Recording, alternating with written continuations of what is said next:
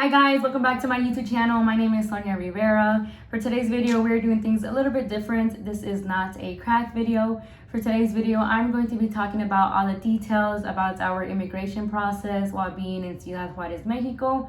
For those of you that don't know, me and my husband just got back from Mexico, where he was scheduled to attend his last Cita for his visa. And while being there, I made a lot of TikTok videos where they kind of went viral, and I had a lot of people asking me questions. Unfortunately, I could not sit there and answer everyone's questions, so hopefully this video helps you guys. If you guys still have any questions towards the end, please feel free to reach out. Other than that, let's get on to the video. So before continuing, I wanted to give you guys just a little background of me and my husband. I am from Atlanta, Georgia, born and raised. He is born in Zacatecas, Mexico, currently living in Dallas, Texas. We met through a mutual friend at a nightclub in Atlanta, Georgia, and we did long distance for about 4 years.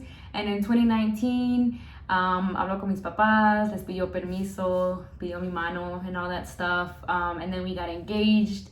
And then in March of 2019, I moved over to Dallas, Texas.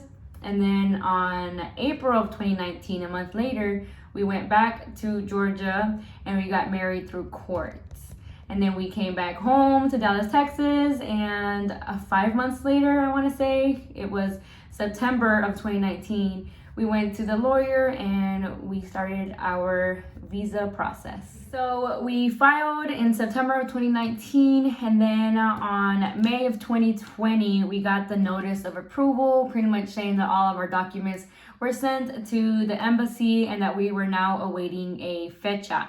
So it was on July 31st, 2021, when we got our fecha via email. I clearly remember this because I was getting my COVID vaccine at CVS, and my husband was at work and he got the email and he called me, and I was in line waiting for the shots, and he's telling me, and I can't like yell of excitement because everyone is there, and I'm like crying though, I'm tearing. I get my shot, and then I go to the restroom and immediately just release it all. So if you guys see on my TikTok video, that first portion is of me crying. And I recorded that because I was going to do a prank on my mom and like my cousins and family, because I'm dumb like that. But yeah, then that just turned into a TikTok video, and here we are. So my husband's at work and he forwards me the email, and I'm looking at it, and the cita says scheduled Tuesday, August 10th. And I'm like, cool, yay. And then I immediately remember that we're supposed to be at a wedding that Saturday, August 14th in Georgia, where we were padrinos de lazo for one of my nieces who I love so much. So I'm like, damn, well, shit, well, let's just reschedule, right? Not knowing, please don't come at me, but not knowing. So I call the lawyer and I'm like, hey, we got the fecha, like we're happy, like yes, but can we reschedule? And he's all like, yeah, if you want to wait another 1.5 years. And I'm like, all right, never mind. So he's like, just come into the office because he was going to kind of walk us through everything and give us the folders that they're going to ask us for. And we're like, okay. So now it is Monday, August 2nd. We are meeting with the lawyer. He's telling us congratulations. He's telling us that Ricky's case is going to be smooth, to not worry about anything. And then he tells us that Ricky needs to get a police report. He needs to have a medical exam, and he needs to have his fingerprints done prior to the cita in Mexico. And I'm like, what? He's like, yes. And the earliest date we can find for his fingerprints is Friday, August 6th. And I'm like, today's Monday. We're supposed to be there by Friday. And I don't even know where we're going to stay, how we're going to get there, where we're going to pack, how much we're going to have to take. Like, I am losing my mind right now. Hey guys, as I am editing, I remembered a couple of things. Just wanted to let you know that Ciudad Juarez was not dangerous. We did not feel unsafe at any time. We felt very secure. Obviously, if you're not doing anything bad, then you have nothing to worry about. As far as clothes, make sure that you take jeans more than anything, comfortable shoes, because when you are outside waiting, it is hot and you're standing. Make sure you take an umbrella, you take snacks, drinks. I wore shorts a couple of times and I got stared at, so I felt uncomfortable. So I would just, wear comfortable clothes. But yes, thank you. So he has his fingerprint scheduled for Friday, August 6th, and we had to schedule the medical exam online ourselves because the lawyer wanted to give us the option to choose where to have it. So I went on Google and they were all like 2 minutes away from the fingerprint place.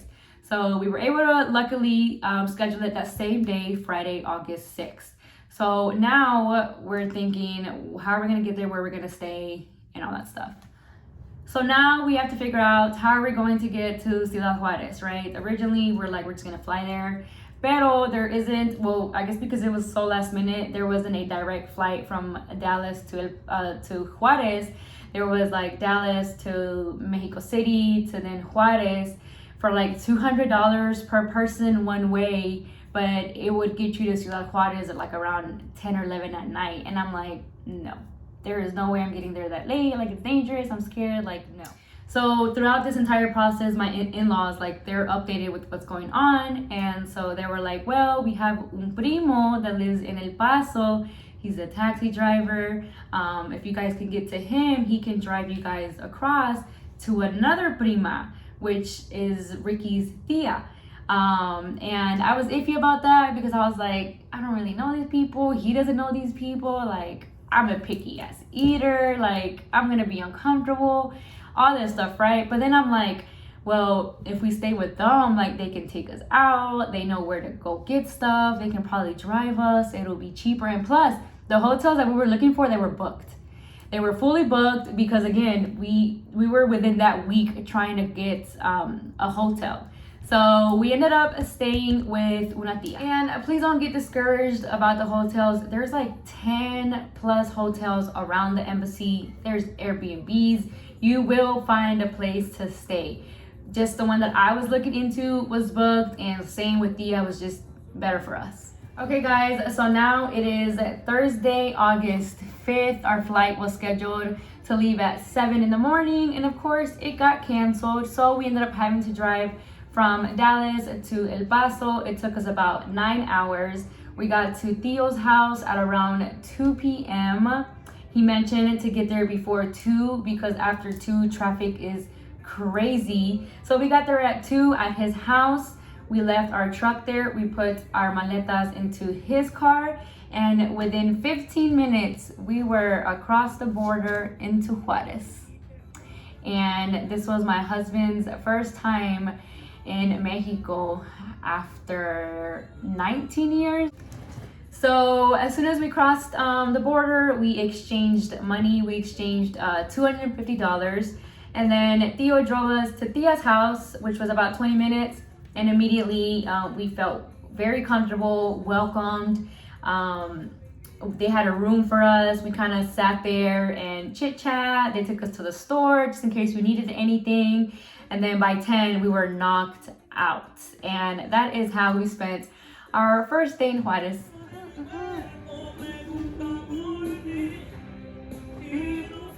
Okay, so it is day 2 in Juarez. It is Friday, August 6th. Ricky has his medical exam scheduled at 9, and he has his fingerprint scheduled at 11:30. So he gets to his medical exam at 9. He's early. We're waiting. And then 11:15 comes, and I'm like, babe, where the hell you at? What's going on? And throughout this whole time we're texting, and he was like, babe, I don't think I'm gonna make it. I still have an hour to go. There's a lot of people in front of me. And I'm like, but we can't miss the fingerprint appointment. That's important. And while he's in there, I'm trying to call these people. I'm trying to see if I can reschedule. I'm online. I'm freaking out. And then I'm like, you know what? Let's just walk there. So me and my tia, we walked there. It's 5 minutes away. And I'm like, hey, there's a guard outside. And I'm like, hey, my husband, he had an appointment scheduled at 11:30, but he's currently taking his medical exam and he's going to be late. Can we reschedule him? And he's all like, don't worry.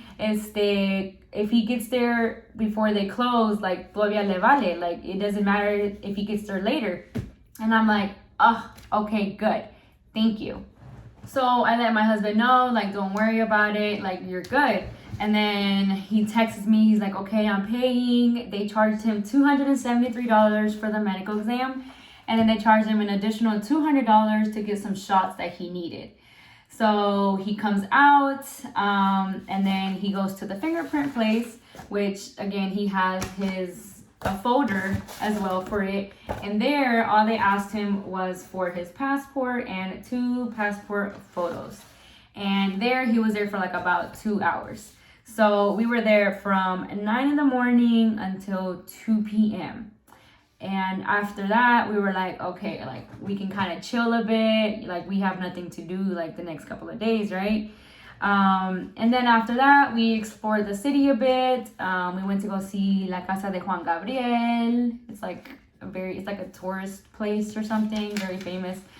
And that was the end of our second day in Juarez. Okay, so it is now Saturday and Sunday, the weekend. We have nothing planned immigration-wise. So the family took us to Los Arsenales. Not sure how to say that in English, but it's like a desert place with the sand, with the brown sand, and people go in their trucks and in their motos, and you can kind of like go up and down hills and stuff. And they also took us to Parque Extremo, where we did some zip lining, and then we met some more family, and they took us out to eat, and that was pretty much it for the weekend. So it is now Monday, August 9th. Today we were trying to focus on getting Ricky's police report. We thought it was odd that he needed it because he came into the States when he was like 7, 8, 9 years old. So why would a kid need? Anyways, we got it just in case they asked for it, which they didn't, but we had it just in case. We were there for about a couple of hours only because my tia, like, she contacted her family and she was like, what all does he need? And he was like, if they were just like, oh, he just needs his passport, and like un bill, you need a bill that says like where you live. And of course we used my aunt's bill. It was like a bill, like her water bill. But if you don't have a bill, if you're one of those people that are staying at the hotel writes you a letter. Te escribe una carta saying that you are currently staying there. So the way it works, at least for us, you're in one place, and in this first place te dan una carta, a form that you need to fill out. And then you take this form and then you go to another place, which there's a lot of people there that tell you where to go. You go to another place to pay it, and it was $5 to pay it, and then you come back to your first location, and you wait outside. And here is where you need to have your passport, you need to have this form, you need to have this bill that shows where you live, and then you also need to take your acta de nacimiento. Nowhere does it say acta de nacimiento, but Ricky went inside and they were like, you need your acta de nacimiento. So we had to drive back home and go pick it up. So just an FYI, you need your passport, you need your acta de nacimiento, you need a bill or a letter from the hotel, and you need this form that you need to pay for. And that's it. Okay, so now Ricky has his police report. Of course, there's nothing there. He now had his medical exam. He got his fingerprints done. He got his police report. We're ready. We're good for La Cita. So now it is Tuesday, August 10th. This is the date. This is la fecha that we've been waiting for. This is what we came for. We're excited. We're nervous. Like, they're going to tell us if he got approved or not. Like, all of these emotions are, you know, like, you're just nervous. You're happy. It's so weird. So Ricky's appointment is at 2 p.m. We drop him off in the front because we were going to find a place to park. And then while we're parking, we get a call from Ricky. And he's like, babe, where are you? They don't let you walk in with the phone. So just FYI, leave your phones, because you will sit in that line and then they'll tell you no phones allowed. And then where are you going to leave it? They don't have lockers there. They don't have a place to leave it. You have to literally walk out and go give it to someone or go leave it somewhere. So do not let that be you. That was Ricky. Luckily, the guard was cool, and they let him like get back in line to where he was. So FYI. So all right, so then we take his phone, he goes back inside, and the waiting game begins. We were there for about 3 hours, and that was probably the most craziest 3 hours of my life, because you don't know what is going on, you don't know what they're telling him, you have no communication with him, and we're all out. It's a bunch of us, all the spouses, the parents, the kids, we're all outside waiting for the same thing, you know, waiting for them to come out. And then all you see is people are coming out crying, other people are coming out laughing and jumping and hugging, other people are with no expression, like you don't know what to expect. You're out there, you're crying with those people that didn't get approved, you're laughing with the people that did, you're like, you make friends, then we're all talking about each other's cases and everything, and it's just such an, I can't even describe the feeling. But then Ricky comes out, and as he's walking out, he's giving me a thumbs up, and I'm like, oh my gosh, yes, like thank you. Didn't know exactly what that meant. But yeah, he said that it all took like less than 5 minutes, and that they took away his passport, they took away our marriage certificate, and they took away his birth certificate, and that they didn't take him into an office, they just called his name, and then he went up to a window, like the glass window, and they just asked for the documents, and that was it. They gave him a second date, which was scheduled for 2 days later. So this was Tuesday, and his second one was that Thursday. And that was it. That was the first cita.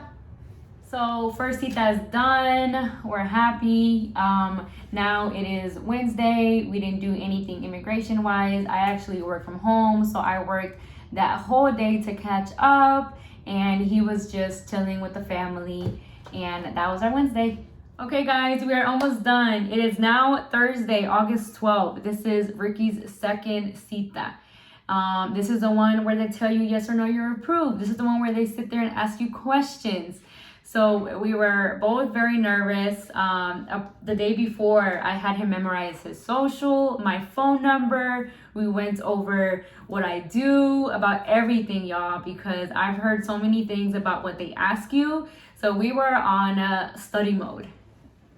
His cita was scheduled at 9 in the morning, and with him, he took his folder along with his bigger folder that had everything else, just in case it was not in here.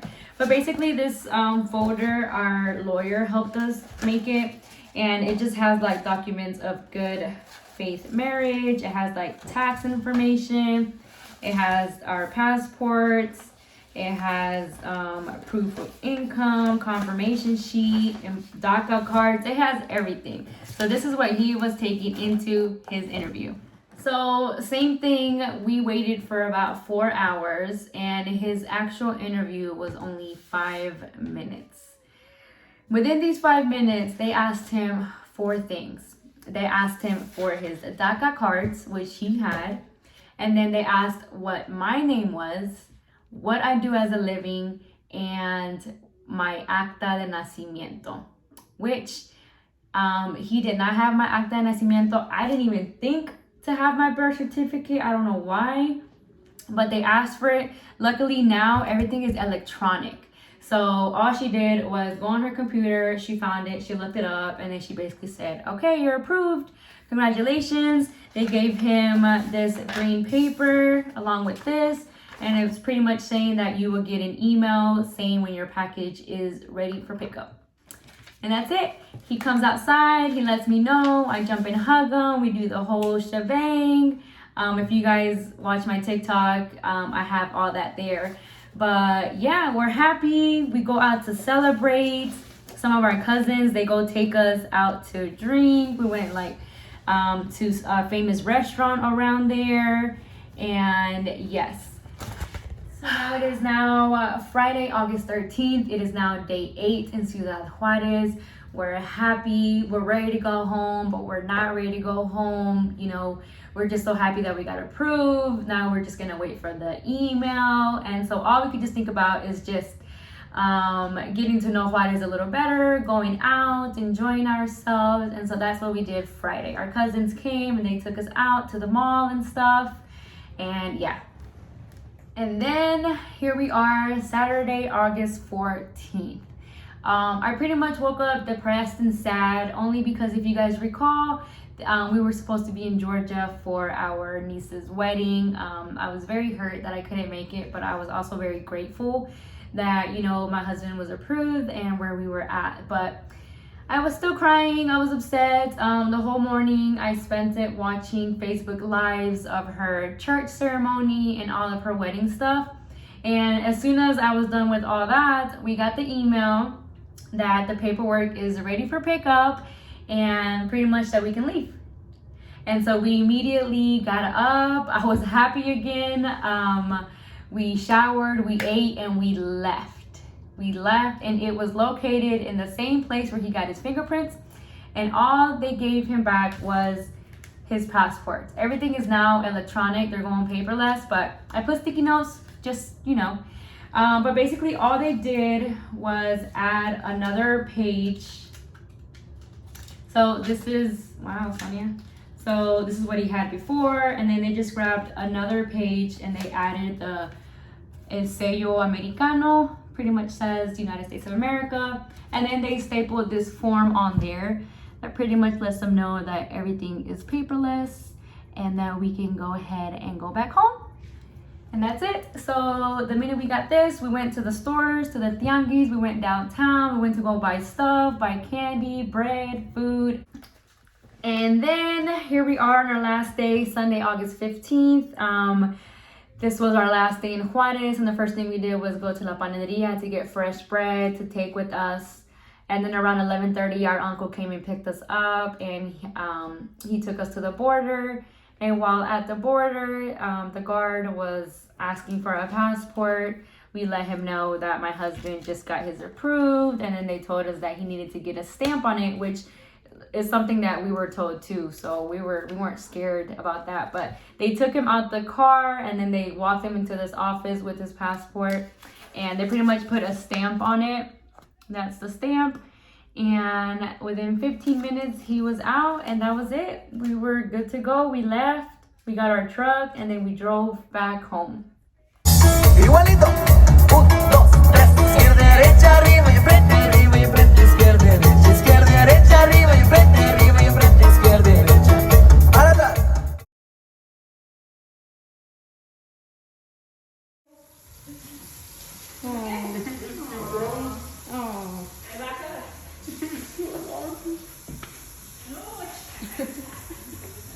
Alright guys, just a couple things I wanted to point out before I end this.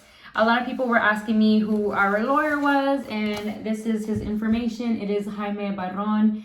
We went to the Dallas location, but they also have an office in Irving and Fort Worth. They are super friendly, super nice, super informative. I really loved them. They were quicker than I thought because, and it could be because the case was different, but with my mom, I filed for my mom also, which she also got approved this year, thankfully. But I filed for her at 21 and I am currently 27. So that was a very long process. So the fact that we were done with our process in 2 years, I was very happy. Not too sure how much exactly we spent with him. Definitely want to say it was less than 10,000. And they do have a payment plan for their attorney fees, where you can pay like $500 a month to kind of help out, so you don't have to pay everything at once. But any information, please reach out to them directly. I wouldn't know, but I will. Another thing I get asked is about a waiver, el perdón. Thankfully, Ricky did not need to do one because he got his DACA card, because he had his DACA before he turned 18. So basically, he didn't accumulate any illegal presence, and that's why it was very important to have all of his DACA cards and DACA forms for the interview. And I'm pretty sure that's what made our case quicker, maybe more simple, and less expensive.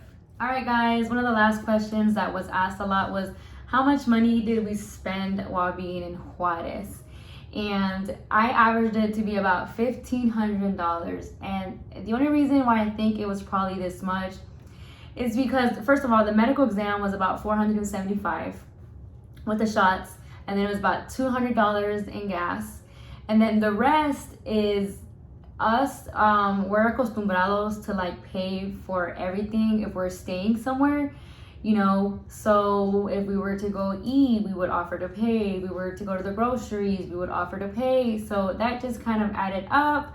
Of course, they didn't let us pay all the time, but you know, that's what we're used to. Like, we like to pay for everything. So and then also when we left them a little bit of money, just again as a thank you and to kind of like enjoy themselves a little. So yes, so I think if maybe we wouldn't have done that, we probably would have spent like half of that. Of course you're there 10 days, you have to eat every day, and of course we went out and bought stuff and explored and all of that stuff. So yeah, that's all. All right guys, we have officially reached the end of my YouTube video. Thank you guys so much for watching. But before I let you go, I want to point out a couple little things. I am so sorry. I just want to make sure I give you all the information. Just a reminder that you are not allowed to have your phone when you have your first and second cita. Also, you are allowed to pay with dollar bills. So if you don't exchange money immediately, please don't stress out. You can pay with dollar bills. Also, I do want to remind you that your passport does get taken away. So if that is your only Mexican issued government ID, and somebody's sending money to you, just make sure that they send it to somebody else, so that way you can get your money. And other than that, I think that's it. Thank you guys again so much for watching. Please let me know if you guys have any questions. I know some of you guys have reached out to me on TikTok, but you guys, I get a lot of comments. I mean, if you want to reach me directly and quick, Instagram is the way to go. I will attach the link below. But other than that, thank you guys so much. I hope this helps. Please let me know if I missed anything. I'll add it in the description below. And good luck with your immigration process, and hopefully you guys have a happy ending just like we did. And that's all. You guys take care and good luck. Bye. Okay, for real this time, this is the last time I'm speaking. If you are a crafty person, if you own a Cricut machine, if you like DIYs, please don't forget to subscribe to my YouTube channel, because I am also a crafty, well, I consider myself a crafty person. So if it's something that interests you, just subscribe to my channel. Thanks.